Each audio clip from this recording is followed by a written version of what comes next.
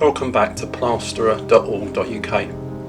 Now, today we're going to be bonding over an old Artex ceiling. Now, the bumps on this ceiling aren't too bad. They're like little spikes which you can easily cover with your bonding coat.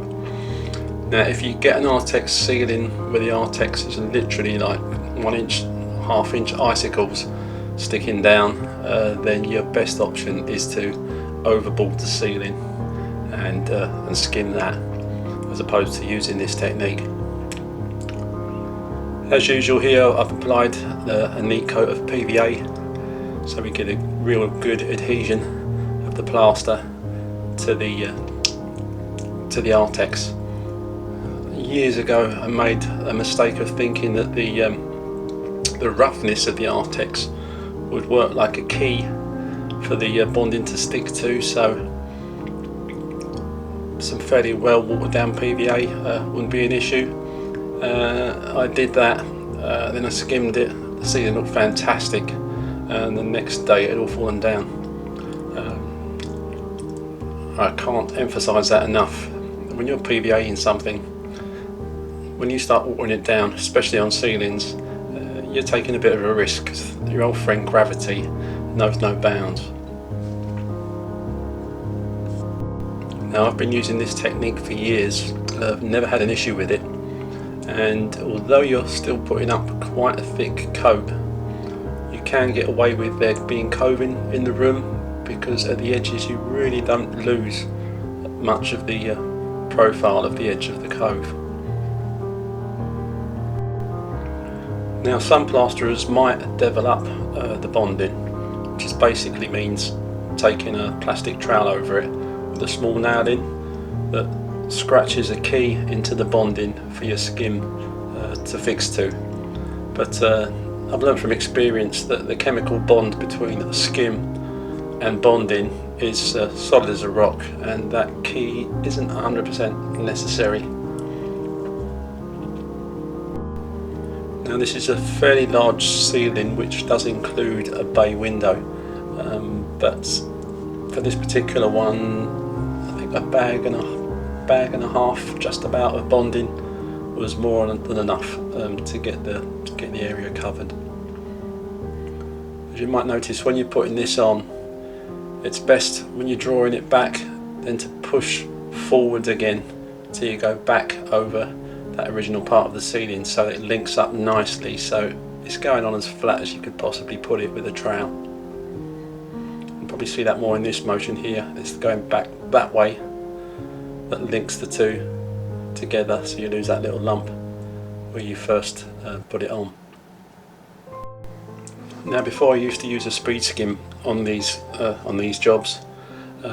More or less this coat I'm putting on now, I could go over it just once with a trowel and make it flat enough that it was good enough to take a skim coat and still look absolutely great.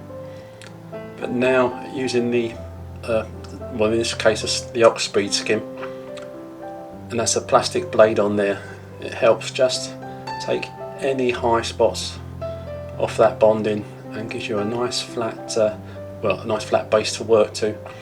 And because bonding has got quite an open texture anyway, that's a great key for the finish, apart from the fact there's a chemical key that sticks the two together, and it also opens it slightly more, takes off the high spots.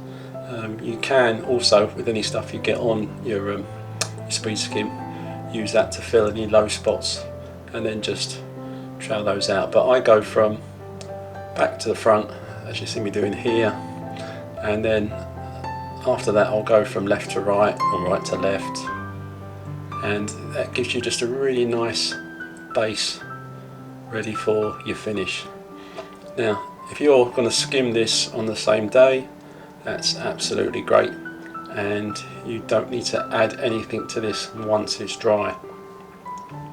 If, however, you're bonding this one day and you're going to skim it the next, I always put again a neat coat of PVA over the whole bonded area, and this completely kills the suction and gives you good adhesion for your finish, so you don't have any problems with your drying times or your finish going off miles too rapidly.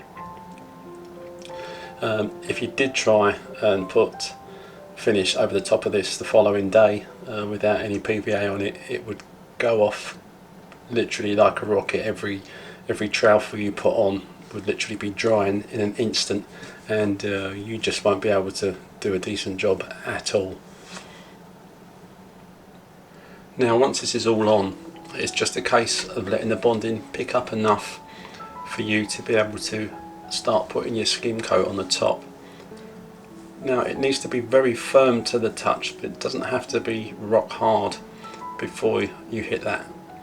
I mean, if you leave it, it can go a very dark brown or a very dark grey. In this case, as I'm using a grey bonding here, but you don't need for it to be that dark grey all over before you put your skim on. You can get your skim on there as soon as it's firm enough it's not going to move once you start applying your skim coat.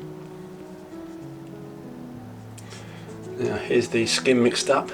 70 kilos of plaster and water, that's 2 bags of finish plus the weight of the water, so it's a fair amount of gear that you're putting on there. And again, this was more than enough to get this ceiling covered. There's nothing worse than you can do when you're doing any kind of plastering job than not mixing up enough gear to get the area that you're doing covered. If you're left with just say 1 square metre that you haven't mixed up quite enough stuff to cover with, and you have to mix a fresh lot when you're starting to trowel up your work area, whether it's a ceiling or a wall, that last metre that you've done with a fresh mix is not going to be going off as quickly as the rest. So when the rest of your ceiling is technically finished, that last corner you've put on will still be not quite there. I mean, you can work around this when you're used to doing it, but it's just an inconvenience you don't need, and you're better off to waste a little bit of plaster by mixing up too much.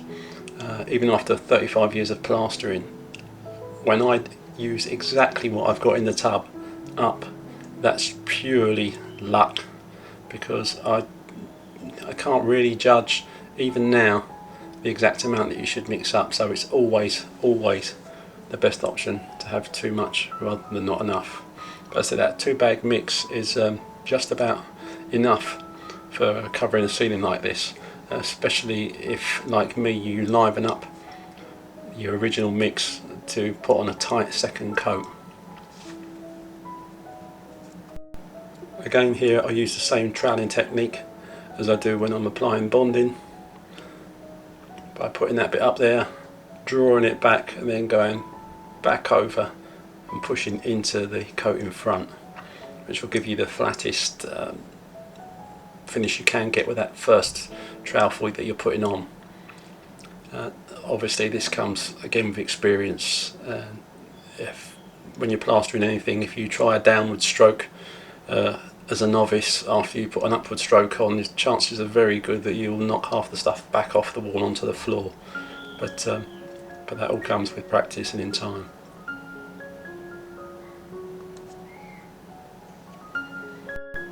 Now once I've got my whole coat up there, I'm going over again. This is with the plastic blade speed skim to level it out. Again, does a beautiful job. Again, go down lengthways, and then after that I'll be going across. The thing is, when you're using a speed skim like this, it helps you to get that base nice and flat in double quick time, as opposed to when you're just going over it with a trowel without using a speed skim. And this gives you more time to do it from the aspect that it's not going off rapidly while you're trying to hit it with the trowel and get it as flat as possible, because within a couple of minutes really you've gone over the whole thing with your speed skim, which is basically a very big two-handed trowel at the end of the day. So initially I'm going over this now in this part of the video with the plastic blade speed skim, just to get that nicely levelled out. And I think for your sanity, on the second coat I haven't bothered editing that into the footage because this is quite a long video as it is. But once that coat is on, as you'll see in a while, I'll then be going over the sealing again in the same fashion, but with the metal blade speed skim, which again is a revelation in itself.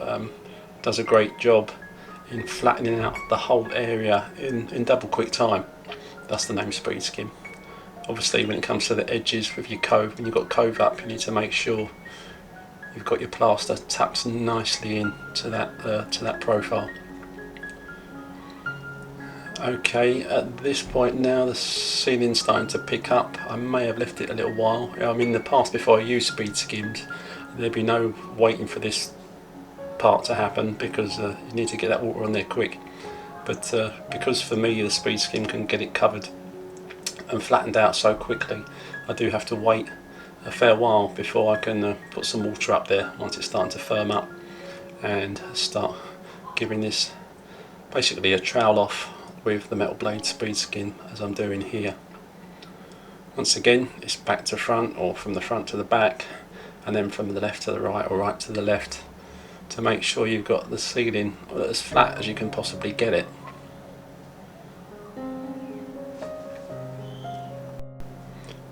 Oh, and if you've seen any of my other videos, you'll realise that I do work on stilts. Back in the day, to do a big ceiling like this and to do a really nice job, you'd set up a scaffolding inside the room, split heads either side. You put your scaffold boards through, then more scaffold boards on top, and basically build a false floor that you can walk up and down on. That added obviously a lot to the time of doing any big ceiling on a job, and also the expense, especially if you were hiring the boards and then having to charge the customer additional fees for the price of that hire. And obviously on stilts, it's a case of put the stilts on and get the job done. Just in case you're wondering that I might be 8 foot tall, I'm actually doing this on stilts. If you did use scaffolding as a platform, again you've got to be really careful not to cause any damage in other rooms that you're coming through to the room that you're going to work in. Now here you'll see I'm just finishing off with my Ultra Flex trowel and some water. Again, I trowel it both ways, then I might give it one more hard trowel after that without water, and this is the final result. 2 or 3 days to dry, a couple of coats of water down emulsion as a mist coat, and then ready to go.